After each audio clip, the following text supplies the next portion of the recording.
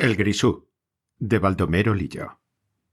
En el pique se había paralizado el movimiento. Los tumbadores fumaban silenciosamente entre las hileras de vagonetas vacías, y el capataz mayor de la mina, un hombrecillo flaco cuyo rostro rapado, de pómulos salientes, revelaba firmeza y astucia, aguardaba de pie con su linterna encendida junto al ascensor inmóvil.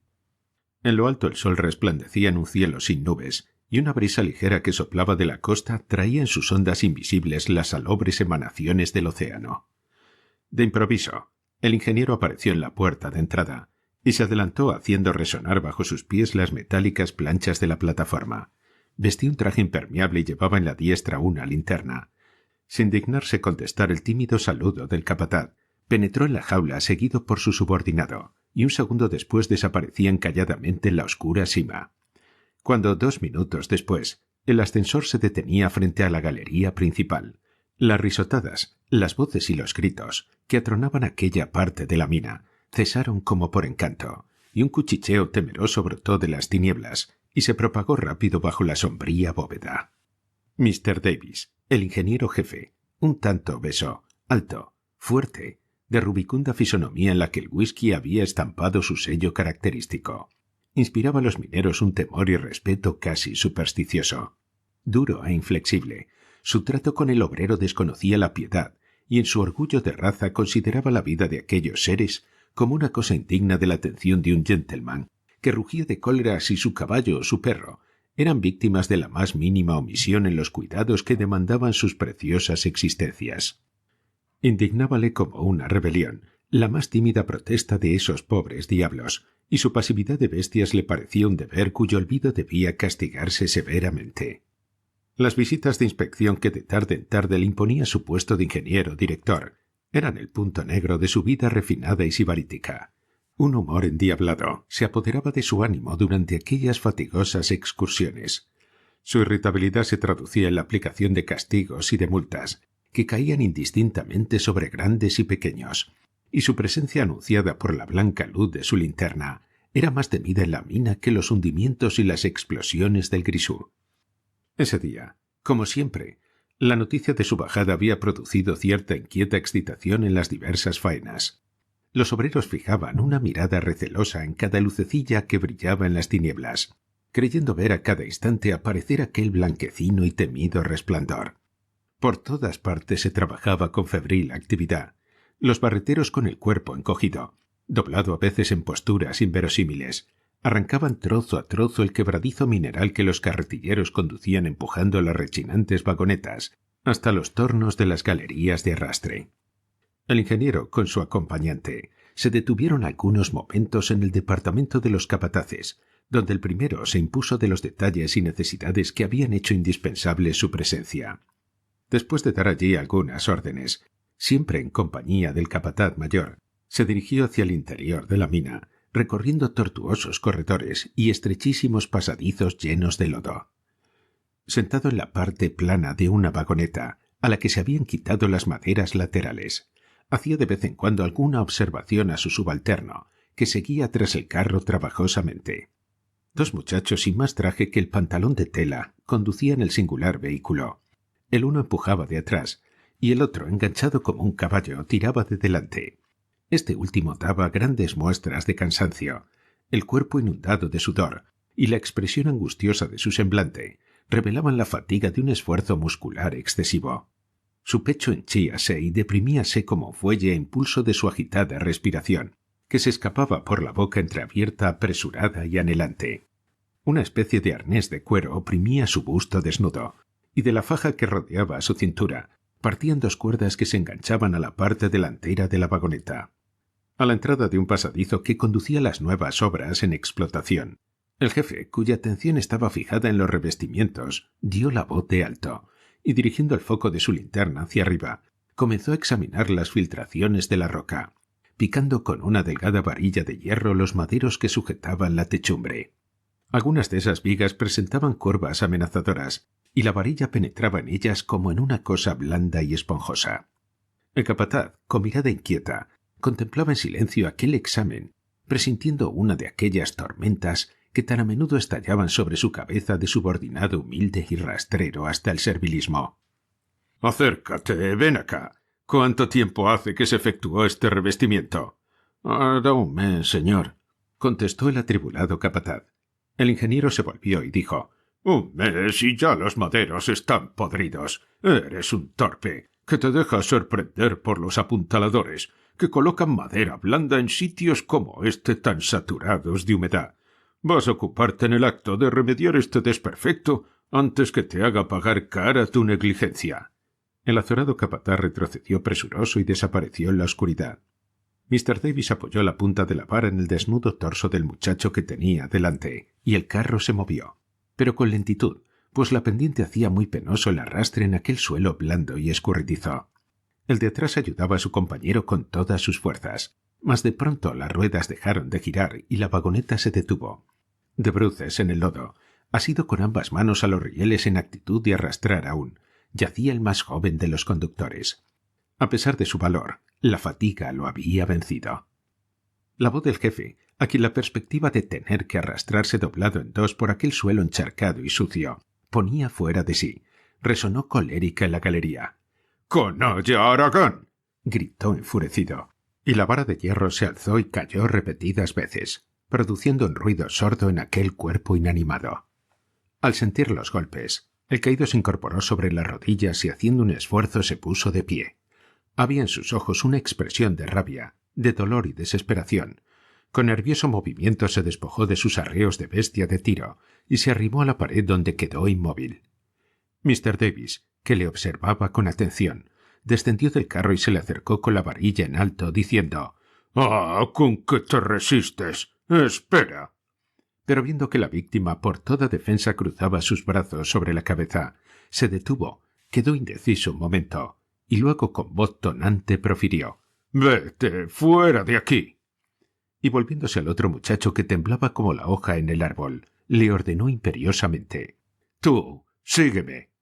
Y encorvando su alta estatura, continuó adelante por la lóbrega galería. Después de despachar a toda prisa una cuadrilla de apuntaladores para que efectuasen en los revestimientos las reparaciones que tan duramente se le habían ordenado, el capataz se dirigió a esperar a su jefe a una pequeña plazoleta que lindaba con las nuevas obras en explotación, quedándose espantado al verlo aparecer, tras una larga espera, con la faz enrojecida, dando resoplidos de fatiga y salpicado de lodo de la cabeza a los pies.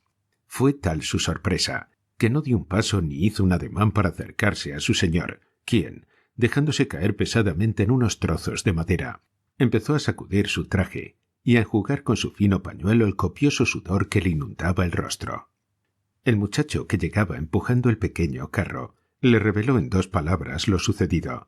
El capataz oyó la noticia con inquietud, y dando a su fisonomía la expresión más consternada y trágica que supo, se acercó con ademán solícito a su superior. Pero éste, comprendiendo que aquel incidente resultaba ridículo para su orgullo, había recobrado el gesto soberbio de supremo desdén que le era habitual, y clavando en el semblante servil de su subordinado la mirada fría e implacable de sus grises pupilas, le preguntó con voz al parecer serena, pero en la que se transparentaba cierta sorda irritación: —¿Tiene parientes ese muchacho? —No, señor —respondió el interpelado—. Solo tiene madre y 3 hermanos pequeños. El padre murió aplastado por un derrumbe cuando empezaron los trabajos del nuevo chiflón. Era buen obrero —añadió, tratando de atenuar la falta del hijo con el mérito del padre. —Bueno, vas a dar orden inmediata para que esa mujer y sus hijos dejen la habitación. No quiero algazanes aquí —terminó con amenazadora severidad. Su acento no admitía réplica, y el capataz, doblando una rodilla en el húmedo suelo, tomó su libreta de apuntes y el lápiz y trazó en ella, a la luz de su linterna, algunos renglones. Mientras escribía, su imaginación se trasladó al cuarto de la viuda y de los huérfanos, y a pesar de que aquellos lanzamientos era cosa frecuente, y que como ejecutor de la justicia inapelable del amo, la sensibilidad no era el punto vulnerable de su carácter, no pudo menos de experimentar cierta desazón por esa medida que iba a causar la ruina de aquel miserable hogar. Terminado el escrito, arrancó la hoja y, haciendo una señal al muchacho para que se acercara, se la entregó, diciéndole: «Llévalo afuera al mayordomo de los cuartos». Jefe y subalterno quedaron solos. En la plazoleta que servía de depósito de materiales, Veíanse a la luz de las linternas trozos de maderas de revestimientos, montones de rieles y mangos de piquetas, esparcidos en derredor de los negros muros en los cuales se dibujaban las aberturas, más negras aún, de siniestros pasadizos. Un rumor sordo, como de rompientes lejanas, desembocaba por aquellos huecos en oleadas cortas e intermitentes.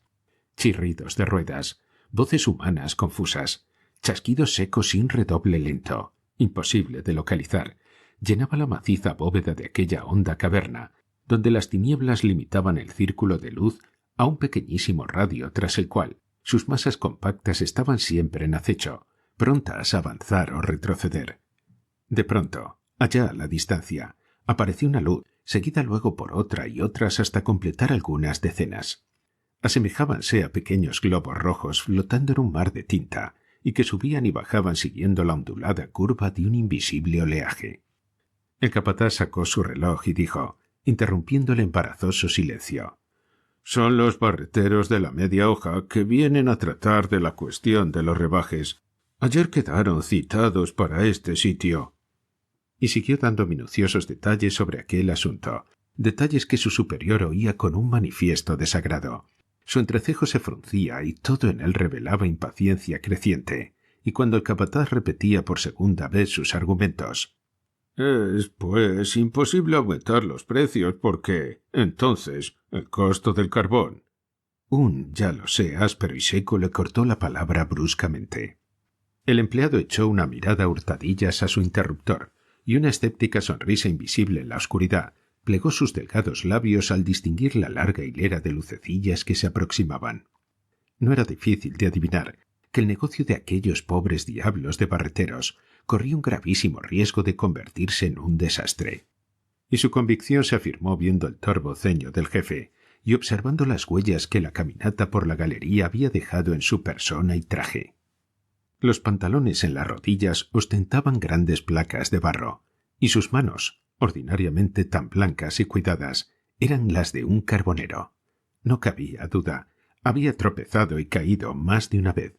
Además de su abollado sombrero, veíanse manchas del hollín que el humo de las lámparas deposita en la techumbre de los túneles, lo que indicaba que su cabeza había comprobado prácticamente la solidez de aquellos revestimientos que tan frágiles le habían parecido. Y a medida que avanzaba en aquel examen, una maligna alegría retratábase en el semblante finamente astuto del capataz. Sentíase vengado, siquiera en parte, de las humillaciones que por la índole de su empleo tenía diariamente que soportar. Las luces continuaban acercándose, y se oía ya distintamente el rumor de las voces y el chapoteo de los pies en el lodo líquido. La cabeza de la columna desembocó en breve en la plazoleta, y todos aquellos hombres fueron alineándose silenciosamente frente al sitio ocupado por sus supervisores. El humo de las lámparas y el olor acre de sus cuerpos sudorosos impregnó bien pronto la atmósfera de un hedor nauseabundo y asfixiante.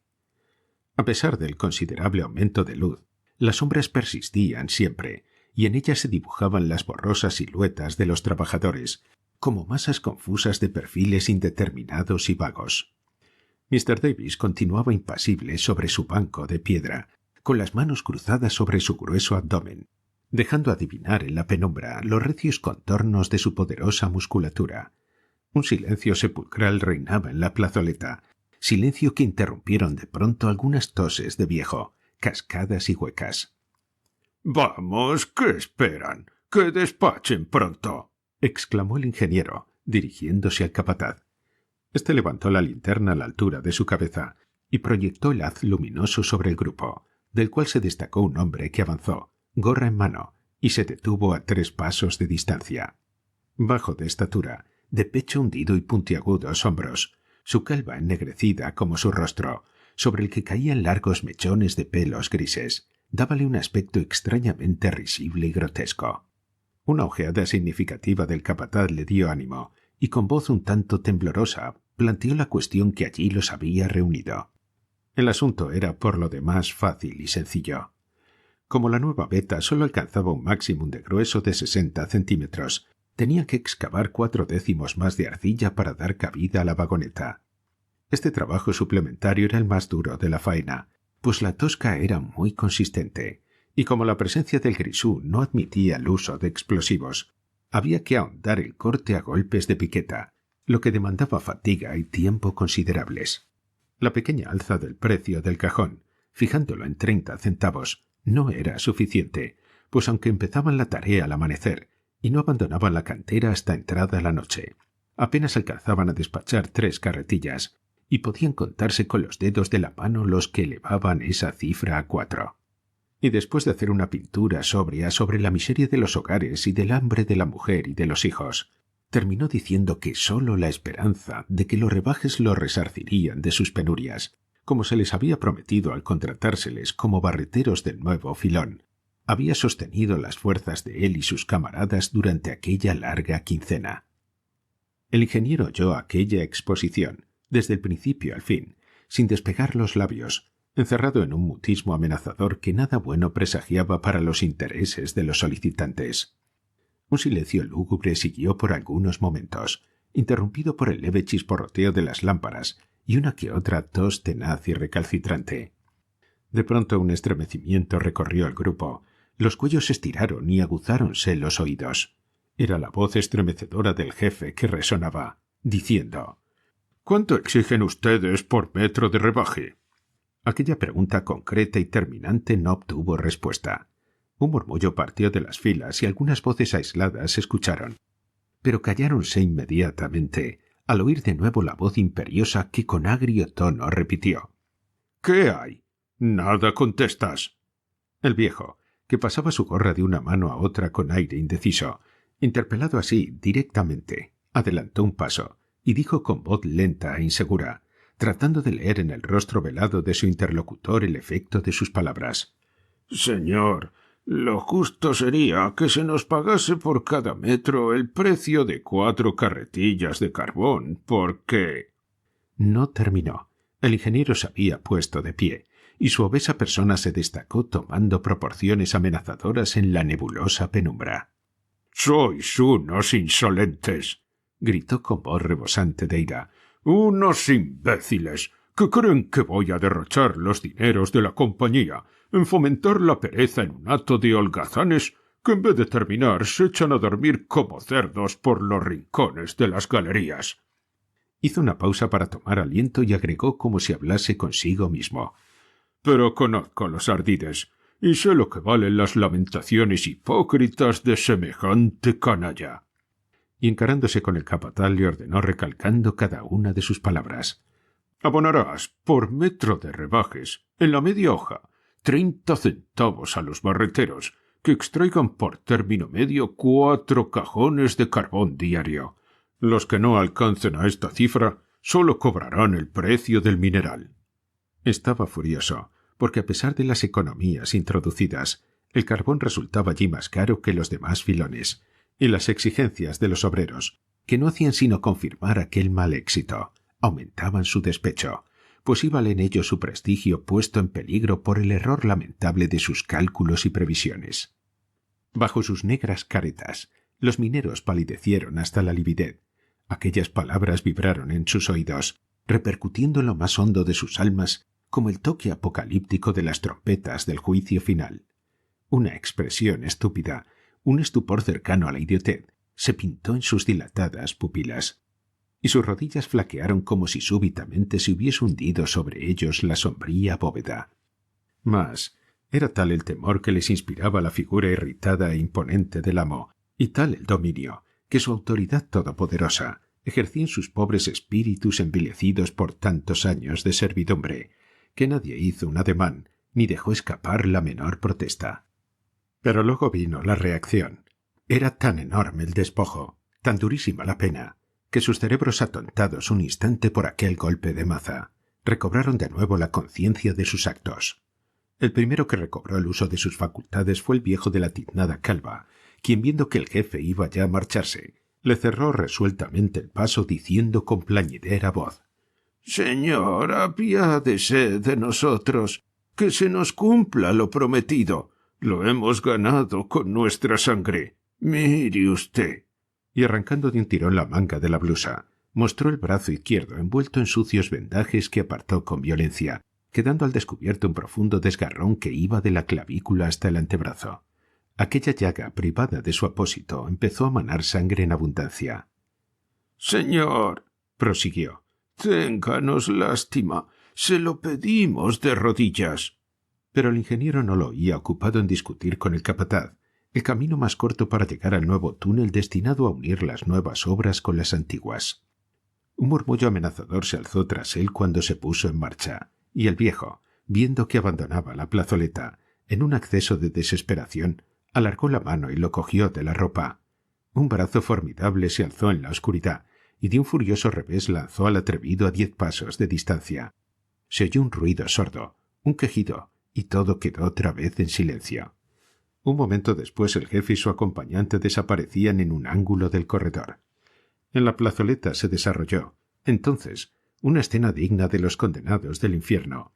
En la lobreguez de la sombra agitáronse las luces de las lámparas, moviéndose en todas direcciones, y terribles juramentos y atroces blasfemias sonaron en las tinieblas, yendo a despertar a lo largo de los muros los ecos tristemente lúgubres de la roca tan insensible como el feroz egoísmo ante aquella inmensa desolación. Algunos se habían echado al suelo, y mudos como masas inertes permanecían anonadados sin ver ni oír lo que pasaba a su alrededor. Un vejete lloraba en silencio acurrucado en un rincón, y sus lágrimas trazaban sinuosos surcos en la cobriza y arrugada piel de su tiznado rostro. En otros grupos se discutía y gesticulaba acaloradamente, y el ruido de la disputa era interrumpido a cada instante por maldiciones y rugidos de cólera y de dolor. Un muchacho alto y flaco, con los puños crispados, se paseaba entre los grupos oyendo los distintos pareceres, y convencido de que aquello no tenía remedio, que la sentencia dictada era inapelable. En un rapto de furor, estrelló la lámpara en el muro, donde se hizo 1000 pedazos, y empezó a dar cabezadas contra la roca hasta rodar desvanecido al pie de la muralla. Poco a poco se fueron aquietando los ánimos, y un fornido mocetón exclamó en voz alta: «Yo no doy un piquetazo más, que todo se lo lleve el diablo». «Es muy fácil decir eso cuando no se tiene mujer ni hijos», le contestó alguien prontamente. «Si siquiera pudiéramos usar pólvora, maldito Grisú», murmuró quejumbrosamente el de la calva. «Sería la misma cosa, compañero. En cuanto vieron que ganábamos un poco más, rebajarían los sueldos». «La culpa la tienen ustedes, los jóvenes», afirmó un viejo. «Vaya, abuelo, ataje la recua que se le dispara», profirió el primero que había tomado la palabra.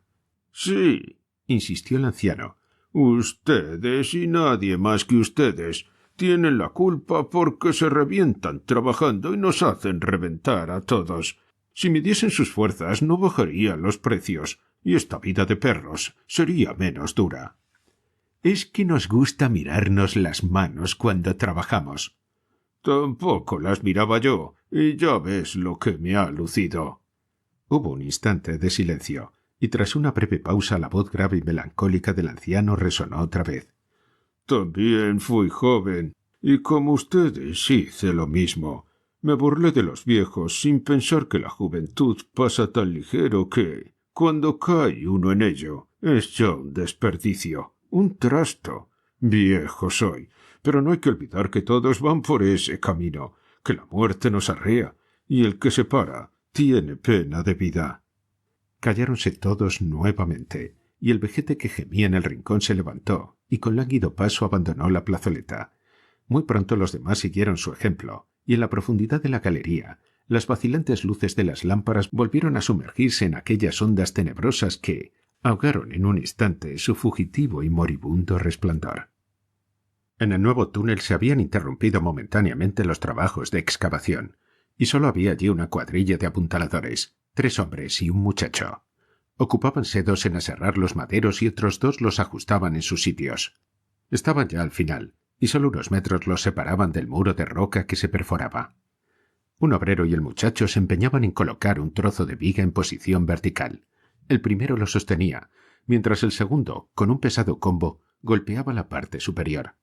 Viendo el poco éxito que obtenían, resolvieron quitarla para cortar su longitud, pero estaba encajada tan sólidamente que a pesar de sus esfuerzos no pudieron conseguirlo. Entonces pusiéronse a disputar con acritud, culpándose mutuamente de haber errado la medida del corte de aquel madero. Después de un agrio cambio de palabras se apartaron, sentándose para descansar en los trozos de roca esparcidos en el suelo. Uno de los dos que aserraba se acercó, examinó la viga y, viendo la señal de los golpes cerca de la techumbre, dijo, dirigiéndose al muchacho: «Ten cuidado de golpear tan arriba. Una chispa, una sola, y nos achicharramos todos en este infierno. Acércate, ven a ver», agregó agachándose al pie del muro. «Pon la mano aquí. ¿Qué sientes?» «Algo así como un vientecito que sopla». «No es viento, camarada, es el grisú. Ayer tapamos con arcilla varias rendijas, pero este se nos escapó. La galería debe estar llena del maldito gas». Y para cerciorarse levantó la lámpara de seguridad por encima de su cabeza. La luz se alargó creciendo considerablemente, visto lo cual por el obrero bajó el brazo con rapidez. «¡Diablo!», dijo. «Aquí hay grisú para hacer saltar la mina entera». Aquel muchacho, cuya edad fluctuaba entre los 18 y 19 años, era conocido por el singular apodo de Viento Negro. Pendenciero y fanfarrón, de fuertes y recios miembros, abusaba de su vigor físico con los compañeros generalmente más débiles que él, por lo cual era muy poco estimado entre ellos. En su rostro picado de viruelas había una firmeza y resolución que contrastaba notablemente con los semblantes tímidos e inexpresivos de sus camaradas. El obrero y el muchacho fueron a proseguir su conversación sentados en una viga. «Ya ves», decía el primero, «estamos, vaya el caso, dentro del cañón de una escopeta, en el sitio en que se pone la carga».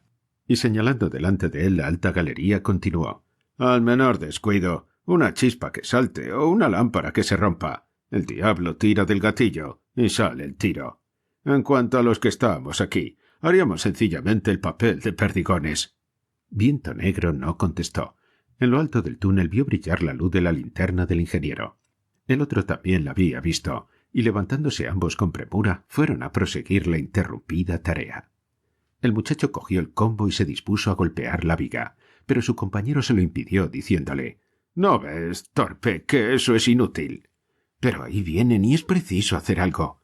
«Yo no hago nada, y cuando lleguen diré que me den otro ayudante, porque tú para nada te cuidas de mis observaciones». Y de nuevo se enconó la discusión, y hubieran llegado a las manos si la presencia de los superiores no lo hubiese impedido. Jefe y subalterno examinaron con atención los revestimientos, y muy luego la mirada vigilante del capataz se fijó en la viga objeto de la disputa. «¿Qué es esto, Juan?» «Es por culpa de este señor», respondió el obrero, señalando al muchacho. «Hace lo que le da la gana y no obedece mis órdenes». Los ojos penetrantes del capataz se clavaron en Viento Negro, y exclamó de pronto en tono de amenaza: «Ah, eres tú el que cortó ayer la cuerda de señales del departamento de los capataces. Tienes 5 pesos de multa por la fechoría». «No he sido yo», rugió el interpelado pálido de cólera. El capataz se encogió de hombros con indiferencia, pero viendo la inmovilidad del obrero y la furiosa mirada que brotaba de sus ojos, le gritó con imperio: «¿Qué haces ahí, maldito holgazán? Pronto, a quitar ese madero». El muchacho no se movió. En su alma inculta e indómita, aquella multa que tan injustamente se le aplicaba prodújole el efecto de un latigazo, irritando hasta la exasperación su fiero y resuelto carácter. El capataz, furioso por aquel insólito desconocimiento de su autoridad, cogió del cuello al desobediente y dándole un empellón hacia adelante remató la agresión aplicándole un violento puntapié por detrás. Jamás lo hubiera hecho. Viento Negro se revolvió contra él como un tigre y, asestándole una tremenda cabezada en mitad del pecho, lo tendió exánime en el duro pavimento. El ingeniero, que cerca de allí hacía anotaciones en su cartera y que, impuesto de la disputa, se preparaba a intervenir, se volvió al oír el golpe de la caída y, percibiendo una sombra que se deslizaba pegada al muro, de un salto se puso delante, cerrándole el paso. El fugitivo quiso evadirse por el otro lado, pero un puño de hierro le cogió de un brazo y lo arrastró como una pluma al fondo del túnel. Sentado en una piedra, rodeado por los obreros, el capataz, vuelto de un pasajero desvanecimiento, respiraba con dificultad. Al ver a su agresor, quiso abalanzarse sobre él, pero un ademán del ingeniero lo contuvo. «Le han dado una cabezada en el pecho», dijeron los obreros, contestando la mirada interrogadora del jefe, quien, sin soltar el brazo de su prisionero, lo condujo frente de la viga y le ordenó con tono tranquilo, casi amistoso: Ante todo, vas a colocar ese soporte en su sitio. He dicho que no quiero trabajar, repuso con voz sorda y opaca Viento Negro.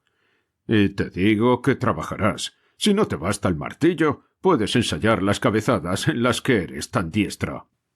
Una explosión de risas saludó la cuchufleta que hizo palidecer de rabia el desfigurado rostro del obrero, quien paseó a su alrededor la mirada de fiera acorralada en la que brillaba la llama sombría de una indomable resolución. Y de pronto, contrayendo sus músculos, dio un salto hacia adelante, tratando de pasar por el espacio descubierto entre el cuerpo del ingeniero y el muro del corredor. Pero un temible puñetazo que le alcanzó en pleno rostro lo arrojó de espaldas con extremada violencia. Se incorporó apoyándose en las manos y las rodillas, mas una feroz patada en los riñones lo echó a rodar de nuevo por entre los escombros de la galería. Los testigos de aquella escena no respiraban y seguían con avidez sus peripecias. Viento Negro, lleno de lodo, espantoso, sangriento, se puso de pie. Un hilo de sangre brotaba de su ojo derecho e iba a perderse en la comisura de los labios, pero con paso firme se adelantó y, cogiendo el combo, se puso a descargar furiosos golpes en la inclinada viga. La sonrisa del orgullo satisfecho resplandecía en la ancha faz del ingeniero. Había domado la fierecilla, y a cada furibundo golpe que hacía resbalar el madero sobre la roca repetía plácidamente: «Bien, muchacho, bravo, bien, bien». El capataz fue el único que percibió el peligro, pero solo alcanzó a ponerse de pie. En la negra techumbre brillaron una tras otra algunas chispas. Viento Negro había dejado deslizarse por sus manos el mango del combo hasta su extremidad, y la maza de acero, al rozar las agudas aristas de la roca, había producido en ellas el efecto fulminante del choque del eslabón contra el pedernal. Una llama azulada recorrió velozmente el combado techo del túnel, y la masa de aire contenida entre sus muros se inflamó, convirtiéndose en una inmensa llamarada. Los cabellos y los trajes ardieron, y una luz vivísima, de extraordinaria intensidad, iluminó hasta los rincones más ocultos de la inclinada galería. Pero aquella pavorosa visión solo duró el brevísimo espacio de un segundo. Un terrible crujido conmovió las entrañas de la roca, y los 6 hombres envueltos en un torbellino de llamas, de trozos de madera y de piedras, fueron proyectados con espantosa violencia a lo largo del corredor. Al sordo estallido de la formidable explosión, los habitantes del pequeño caserío se agolparon a las puertas y ventanas de sus viviendas, y fijando sus azorados ojos en las construcciones de la mina, presenciaron llenos de espanto algo como la repentina erupción de un volcán. Bajo el cielo azul, sereno y límpido, sin asomo de humo, ni de llamas, los maderos de la Cabria, arrancados de sus sitios por una fuerza prodigiosa, fueron lanzados hacia arriba en todas direcciones. Una de las jaulas de hierro, recorriendo el angosto tubo del pozo, como un proyectil en ánima de un cañón, subió recta hasta una inmensa altura. Los moradores de la población minera, en su mayor parte mujeres y niños, se abalanzaron en confuso tropel hacia el pique, donde todo era confusión y desorden. Los obreros corrían de un lado para otro, despavoridos sin hallar qué hacer. Mas la presencia de ánimo del capataz de turno los tranquilizó un tanto, y bajo su dirección pusiéronse a trabajar con febril actividad.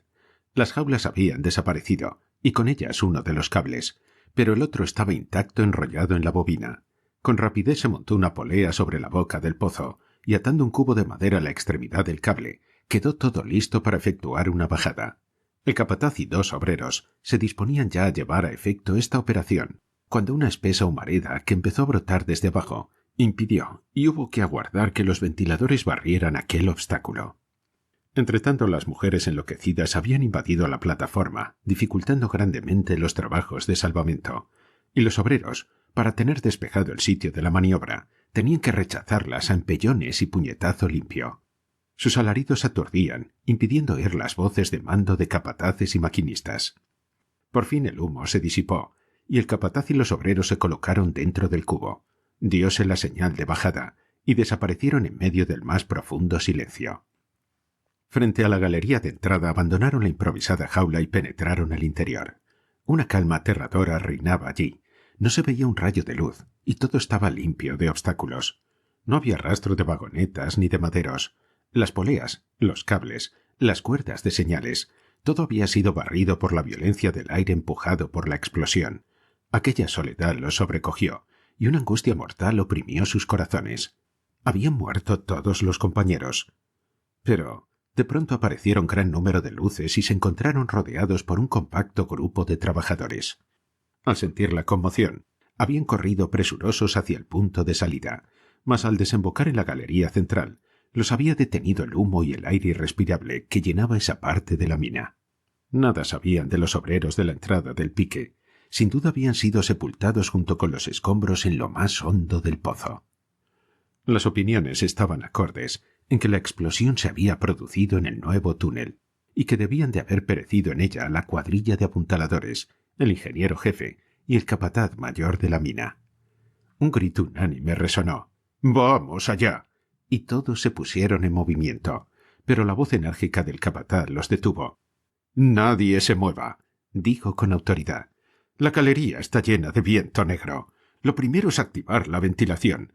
Ciérrense las compuertas de la segunda galería para que el aire del ventilador obre directamente sobre el túnel. Después veremos lo que hay que hacer».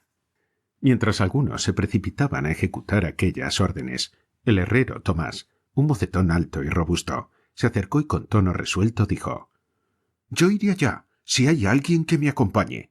Es cobardía abandonar así a los compañeros. Puede haber alguno con vida todavía». «Sí, sí, vamos», exclamaron una veintena de voces. El capataz trató de disuadirlos, diciéndoles que era correr inútilmente a una muerte casi segura, que hacía más de 2 horas que se había producido el estallido, y que por consiguiente los jefes y camaradas estaban sin duda alguna muertos y bien muertos. Pero viendo que no le escuchaban, accedió para evitar mayores desgracias a lo propuesto por el obrero, quien después de una violenta disputa, pues todos querían ser de la partida, eligió 3 acompañantes con los cuales se puso inmediatamente en marcha. A la entrada del túnel los 4 hombres se arrodillaron, hicieron la señal de la cruz, y enseguida, unos tras otros, con las lámparas en alto, penetraron en la galería que, por su elevación, les permitía andar derechos sin encorvarse. Muy pronto sintieron latidos en las sienes y zumbidos en los oídos. A 100 metros el que iba a la cabeza sintió un golpe a sus espaldas. El obrero que lo seguía había caído. Sin pérdida de tiempo lo levantaron y lo arrastraron hacia afuera. Reemplazósele con presteza, y el pequeño grupo volvió de nuevo a internarse en el corredor. Cuando les faltaba un centenar de metros para llegar al final, encontraron el primer cuerpo. Un vistazo les bastó para comprender que era imposible que conservara un resto de vida. Estaba hecho pedazos. Algunos pasos más y tropezaron con el segundo, luego con el tercero, el cuarto y el quinto. El último era el del capataz, a quien reconocieron por sus gruesos zapatos claveteados. Faltaba el ingeniero, y sin detenerse siguieron avanzando. Pero de pronto, delante de ellos se desprendió un grueso bloque que cayó con gran estruendo, levantando una nube de polvo. Hallábanse en el sitio de la explosión. El suelo estaba sembrado de escombros. Los revestimientos habían sido arrancados en gran parte, y la techumbre principiaba a ceder.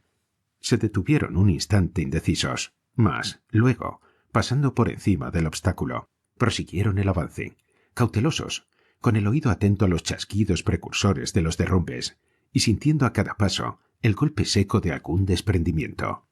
Caminaron así algunos metros cuando de improviso resonó un crujido. Tomás, que era el primero del grupo, recibió un golpe en un hombro que lo hizo vacilar sobre sus piernas. Se volvió lleno de angustia. Una espesa polvareda le impedía ver. Adelantóse con precaución y sus dientes castañetearon. Delante de él, y cerrándole el paso, había un montón de piedras de más de 1 metro de elevación y que abarcaba todo el ancho de la galería. De un salto cayó sobre aquel sepulcro y empezó a mover furiosamente los escombros, tarea que secundaron en breve los compañeros que llegaban, pero después de grandes esfuerzos solo encontraron 3 cadáveres. Mientras algunos recogían los muertos, los demás registraban los rincones en busca del ingeniero, cuya extraña desaparición despertaba en sus espíritus supersticiosos la idea de que el diablo se lo había llevado en cuerpo y alma. De pronto alguien gritó: «¡Aquí está!». Todos acudieron y alumbraron con sus lámparas. En un recodo de la galería, pegado al techo, y en el eje destinado a sostener la polea del cable, en la extremidad que apuntaba al fondo del túnel, había un gran bulto suspendido. Aquella masa voluminosa que despedía un olor penetrante de carne quemada era el cuerpo del ingeniero jefe. La punta de la gruesa barra de hierro habíale penetrado en el vientre y sobresalía más de 1 metro por entre los hombros. Con la horrible violencia del choque, La barra se había torcido y costó gran trabajo sacarlo de allí. Retirado el cadáver, como las ropas convertidas en pavesas se deshacían al más ligero contacto, los obreros se despojaron de sus blusas y lo cubrieron con ellas piadosamente. En sus rudas almas no había asomo de odio ni de rencor. Puestos en marcha con la camilla sobre los hombros, respiraban con fatiga bajo el peso aplastador de aquel muerto que seguía gravitando sobre ellos, como una montaña en la cual la humanidad y los siglos habían amontonado soberbia, egoísmo y ferocidad.